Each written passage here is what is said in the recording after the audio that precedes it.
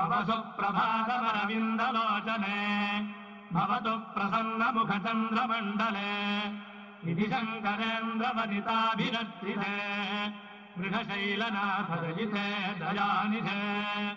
అమ్మవారిని వృషశైలనాథుని యొక్క వక్షస్థలమునందు నివసించేటటువంటి దయాస్వరూపిణి అయిన తల్లిగా ఆమెని సంబోధన చేస్తూ ఆమె యొక్క ముఖమండలాన్ని వర్ణన చేస్తూ ఆమె కన్నులను ఉపమానంతో పోలుస్తూ ఒక మాట అంటున్నారు. అమ్మా, నీ కన్నులు పద్మములు ఎలా ఉంటాయో అలా ఉంటాయి. అరవిరిసిన పద్మముల వంటి కన్నులున్నదానా, చంద్రమండలము ఎంత చల్లగా ఆహ్లాదకరంగా ఆకర్షణీయంగా తాపోపశాంతిని కల్పిస్తూ ఉంటుందో అటువంటి చంద్రమండలం వంటి ముఖమండలం ఉన్నదానా, ఓ తల్లి, నీ యొక్క పాదములను నిరంతరము బ్రహ్మశక్తి అయిన సరస్వతి, రుద్రశక్తి అయినటువంటి పార్వతి, ఇంద్రుని యొక్క ఇల్లాలైనటువంటి శచీదేవి కొలుస్తూ ఉంటారు. అటువంటి ముగ్గురు అమ్మల చేత పూజింపబడేటటువంటి పాద పద్మములు కలిగినటువంటి దానా, ఓ తల్లి, మా యొక్క కోర్కెలను ఈడేర్చడం కోసం నిద్ర లేచెదవుగాక, నీకు శుభోదయమగుగాక అని ఈ శ్లోకంలో అమ్మవారికి సుప్రభాతం పలుకుతున్నారు. అమ్మవారి కన్నులు అరవిరిసినటువంటి పద్మములు ఎలా ఉంటాయో అలా ఉంటాయి.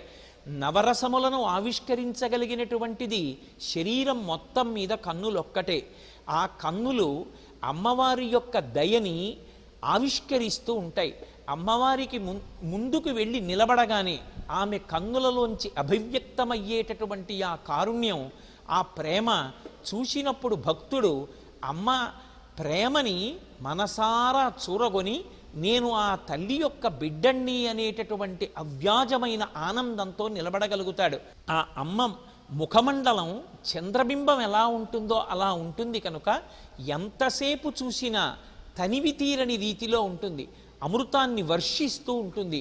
అటువంటి ముఖమండలం ఉన్నదానా, మన ప్రయత్నం లేకుండా మన మనసు ఆమె యొక్క దర్శనమునందు లీనమయ్యేటట్టుగా చేయగలిగినటువంటి అద్భుతమైన శరీరమును దాల్చినదానా, ఓ తల్లి, సాక్షాత్ సరస్వతీదేవి, రుద్రాణి, ఇంద్రుని యొక్క శక్తి అయినటువంటి శచీదేవుల చేత ఆరాధింపబడేటటువంటి పాదపద్మములు కలిగినటువంటి దానా, నీ పాదపద్మములకు నమస్కరించినటువంటి భక్తుల యొక్క సమస్తమైన కోర్కెలు ఈడేరతాయనడానికి వేరొక ఉదాహరణ ఏముంటుందమ్మా, మమ్మల్ని అనుగ్రహించవలసింది అని ఎలుగెత్తి తల్లిని ప్రార్థన చేసి శుభోదయం పలుకుతున్నటువంటి శ్లోకం ఈ శ్లోకం.